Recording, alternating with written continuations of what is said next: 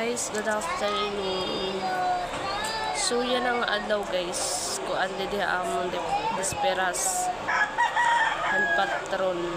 So an amon ka sa paghahanda diwas, so buwas pan amon ko an final charis.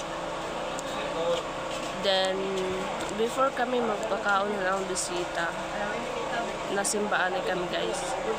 Kay amo man talaga itong sanong kita man ngaon grasya, kailangan naton ani magsimba kay aton patron is para itunhan aton santos na aton gipapatronan. So kailangan naton kailangan ay naton sumimba before kita man kumaunhin aton mga handa. So amo la po ato guys, din kukang ko na kamo nga naghatagla ko share na an aton patron is about ito na aton din papatronan na santos dirihan mga diri para ha aton, kaya kailangan natin sumimba for kita mga on.